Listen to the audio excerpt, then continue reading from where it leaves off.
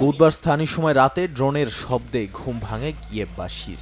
কর্তৃপক্ষ জানায় পরপর ৩০টি ড্রোন ছোটে শহরের দিকে, যদিও এর ১৬টি ভূপাতিতের দাবি করেছে তারা। ড্রোন হামলায় শহরের একটি গুদামে আগুন লেগে ক্ষতিগ্রস্ত হয় বেশ কয়েকটি আবাসিক ভবন। একই রাতে দক্ষিণাঞ্চলীয় মাইকোলাইভ শহরে হামলায় আহত হন অনেকে।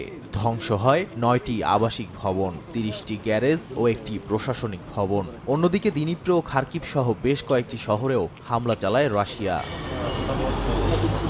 এদিকে পাল্টা অভিযানের দাবি করে ইউক্রেন বলছে কুর্স্ক অঞ্চলে রুশ ড্রোন ঘাঁটিতে হামলা চালানো হয়েছে।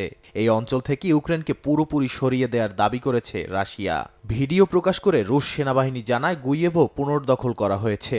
অঞ্চলটির ২টি শহর দখলে নিলেই পুরো নিয়ন্ত্রণে আসবে বলে জানায় মস্কো। রাশিয়ার দাবি গতরাতে ইউক্রেন ৪টি হামলা চালিয়েছে তাদের জ্বালানি অবকাঠামোতে। এমনকি গ্যাস পাইপলাইনেও হামলার চেষ্টা হয় বলে জানিয়েছে প্রতিরক্ষা মন্ত্রণালয়। পাল্টা জবাবে রাশিয়া ১৫৮টি ইউক্রেনীয় ড্রোন ধ্বংস করার দাবি করে। যুদ্ধ চলার মধ্যেই আলোচনার ইঙ্গিত মিললেও কূটনৈতিক উত্তাপ বাড়ছে চীনকে ঘিরে। প্রেসিডেন্ট জেলেনস্কি দাবি করেন রুশ বাহিনীতে যুদ্ধ করছে অন্তত ১৫০'র বেশি চীনা সেনা, যদিও বেইজিং একে ভিত্তিহীন বলে উড়িয়ে দিয়েছে। তবে ইউক্রেনের দাবি আরও বহু চীনা নাগরিক রয়েছে রুশ বাহিনীতে, এমনকি সম্প্রতি দুজনকে বন্দী করেছে কিয়েভ। যুক্তরাষ্ট্র বলছে এই তথ্য উদ্বেগজনক। এদিকে রাশিয়া ইউক্রেন যুদ্ধ বন্ধের বিষয়ে বৈঠক করতে তুরস্কের ইস্তাম্বুলে পৌঁছেছে যুক্তরাষ্ট্র ও রাশিয়ার প্রতিনিধি দল। নাদিম মারজান, সময় সংবাদ।